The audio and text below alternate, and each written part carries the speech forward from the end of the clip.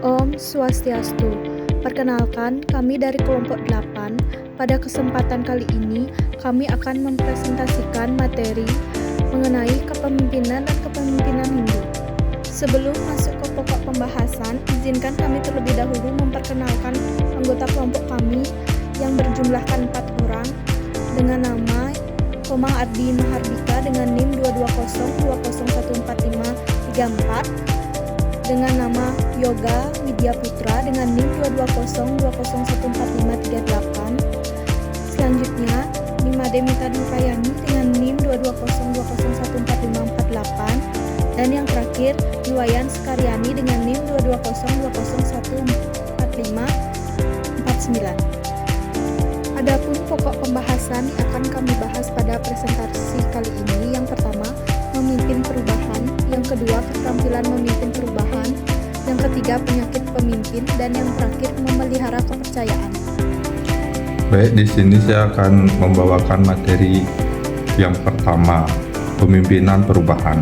Pemimpinan perubahan adalah proses di mana pemimpin mengarahkan dan mengelola perubahan dalam organisasi untuk tujuan yang diinginkan.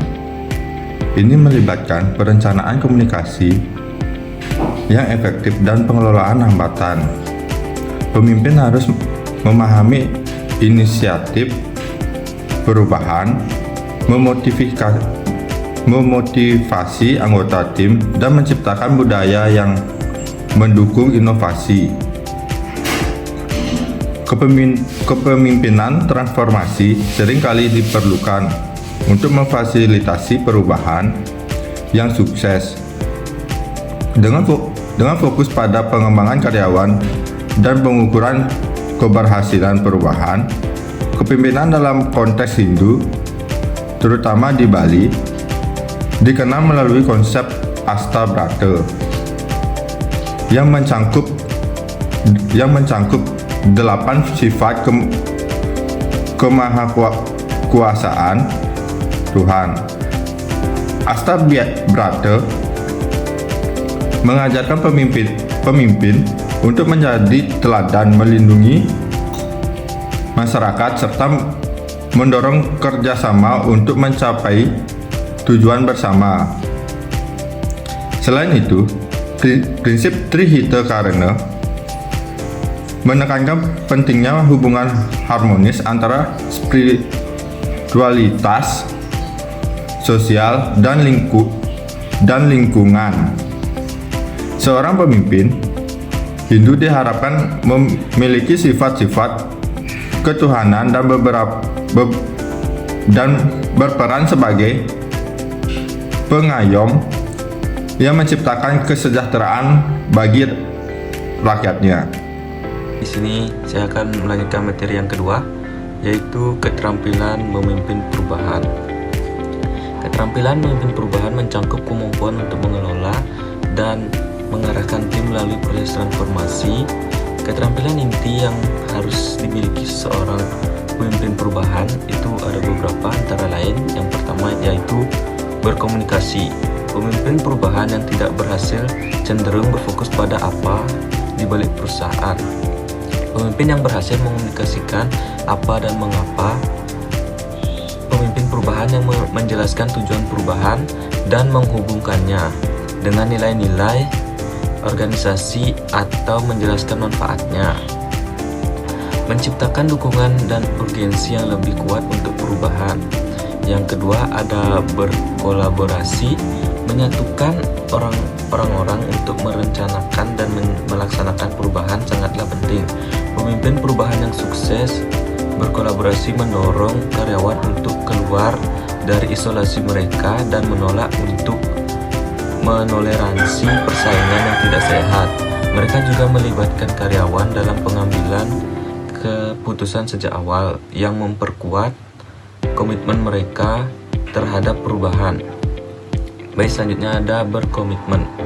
Pemimpin perubahan yang sukses memastikan keyakinan dan perilaku mereka sendiri mendukung perubahan tersebut. Perubahan itu sulit tetapi Pemimpin yang berhasil menegosiasikannya adalah orang yang tangguh dan gigih serta bersedia keluar dari zona nyaman mereka, karena mereka mencurahkan lebih banyak waktu sendiri untuk upaya perubahan dan berfokus pada gambaran besar. Selanjutnya ada memulai. Setelah memahami perlunya perubahan, pemimpin perubahan yang efektif mulai dengan mengajukan alasan untuk perubahan yang mereka cari. Ini dapat mencakup mengevaluasi konteks bisnis, memahami tujuan perubahan, mengembangkan visi yang jelas dan hasil yang diinginkan, dan mengidentifikasi tujuan bersama. Selanjutnya ada menyusun strategi. Pemimpin perubahan yang sukses mengembangkan strategi dan rencana tindakan yang jelas, termasuk prioritas, jadwal, tugas, struktur, perilaku, dan sumber daya. Mereka mengidentifikasi apa yang akan berubah tetapi juga apa yang akan tetap sama. Selanjutnya ada jalankan. Menerjemahkan strategi ke dalam pelaksanaan adalah salah satu hal terpenting yang dapat dilakukan oleh pemimpin. Dalam studi kami, para pemimpin perubahan yang sukses berfokus pada upaya menempatkan orang-orang penting ke posisi-posisi penting, atau bisa menyingkirkan mereka dalam beberapa kasus. Mereka juga memecahkan proyek-proyek besar menjadi kemenangan kecil untuk memperoleh kemenangan awal dan membangun momentum. Selanjutnya yaitu ada dukungan. Proyek perubahan yang berhasil ditandai dengan para pemimpin yang menyingkirkan hambatan bagi keberhasilan karyawan. Ini termasuk hambatan pribadi seperti ego yang terluka dan rasa kehilangan, serta hambatan profesional seperti waktu dan sumber daya yang diperlukan untuk melaksanakan rencana perubahan. Selanjutnya ada belajar. Yang terakhir, pemimpin perubahan yang sukses tidak pernah berasumsi bahwa mereka memiliki semua jawaban. Mereka mengajukan banyak pertanyaan dan mengumpulkan umpan balik formal dan informal. Bagaimanapun, pemimpin yang hebat adalah pemimpin yang mau belajar. Masukan dan umpan balik memungkinkan mereka untuk membuat penyesuaian berkelanjutan selama perubahan tersebut. Baik, di sini saya akan melanjutkan materi selanjutnya mengenai penyakit pemimpin. Pemimpin seringkali menyalahkan stafnya, namun kenyataannya penolakan terhadap perubahan justru datang dari pemimpin itu sendiri. Dalam mempengaruhi transformasi organisasi melalui perubahan budaya, mengubah pola pikir pemimpin terlebih dahulu adalah hal yang penting. Untuk itu, kita harus memahami penyakit kepemimpinan. Penyakit kepemimpinan ini terdiri dari yang pertama, pemimpin yang tidak mendengarkan, yang kedua, pemimpin yang tidak memperhatikan apa yang dikatakan, yang ketiga, pemimpin yang mempraktekkan pilih kasih, yang keempat, kepemimpinan yang mengintimidasi orang lain, yang kelima, pemimpin yang melemahkan semangat orang lain, yang keenam, pemimpin yang gagal menciptakan arah, yang ketujuh, pemimpin yang tidak membina rakyatnya, dan yang terakhir, pemimpin yang merasa puas dengan dirinya sendiri. Artian memelihara kepercayaan. Kepercayaan adalah komponen esensial dalam kepemimpinan, terutama saat memimpin perubahan. Kepercayaan menciptakan lingkungan yang kondusif bagi kolaborasi dan adaptasi terhadap perubahan. Ada beberapa aspek yang mencakup. Yang pertama, kompetensi. Keyakinan bahwa pemimpin memiliki kemampuan dan pengetahuan yang diperlukan untuk memimpin. Yang kedua, integritas. Keyakinan bahwa pemimpin bertindak dengan jujur dan etis. Yang ketiga, niat baik. Keyakinan bahwa pemimpin memiliki kepentingan terbaik bagi tim dan organisasi. Kepercayaan ini sangat penting karena dapat mempengaruhi bagaimana individu dan tim menerima serta beradaptasi dengan perubahan yang diusulkan. Cara memelihara kepercayaan dalam kepemimpinan. Yang pertama, komunikasi terbuka. Pemimpin harus mendorong komunikasi yang jujur dan terbuka. Yang kedua, transparansi. Menyediakan informasi yang jelas tentang keputusan dan proses yang diambil dapat membantu membangun kepercayaan. Yang ketiga, konsistensi. Tindakan pemimpin harus sejalan dengan kata-kata mereka. Konsistensi dalam perilaku dan keputusan membantu menciptakan rasa aman di antara anggota tim. Yang ketiga, integritas. Pemimpin harus menunjukkan integritas dengan bertindak sesuai dengan nilai-nilai yang mereka anut. Yang kelima, memberdayakan anggota tim.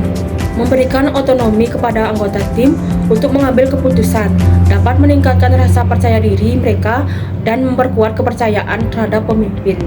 Yang keenam, menunjukkan empati, memahami kebutuhan dan kekhawatiran anggota tim, menunjukkan bahwa pemimpin peduli, yang pada gilirannya dapat memperkuat hubungan kepercayaan. Yang ketujuh, membangun hubungan pribadi. Menghabiskan waktu untuk mengenal anggota tim secara pribadi dapat membantu membangun hubungan yang lebih kuat dan meningkatkan kepercayaan. Baik, untuk kesimpulan dari materi ini, pemimpin perubahan adalah proses di mana pemimpin mengarahkan dan mengelola perubahan dalam organisasi untuk mencapai tujuan yang diinginkan.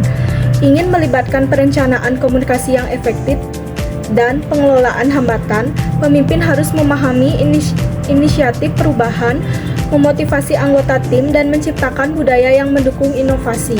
Keterampilan memimpin perubahan mencakup kemampuan untuk mengelola dan mengarahkan tim melalui proses transformasi. Keterampilan inti yang harus dimiliki seorang pemimpin perubahan antara lain berkomunikasi, berkolaborasi, berkomitmen, memulai, menyusun strategi, jalankan, dukungan, dan terakhir belajar. Tantangan terbesar dalam dunia bisnis adalah membuat pemimpin itu sendiri berubah. Seringkali pemimpin menghadapi kesulitan dalam membuat organisasinya berubah. Kepercayaan adalah komponen esensial dalam kepemimpinan, terutama saat memimpin perubahan. Kepercayaan menciptakan lingkungan yang kondusif bagi kolaborasi dan adaptasi terhadap perubahan.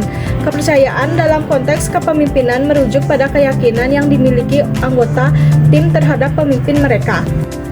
Baik, demikian penyampaian materi dari kelompok 8. Kami mohon maaf jika ada salah kata atau kekurangan dalam penyampaian materi.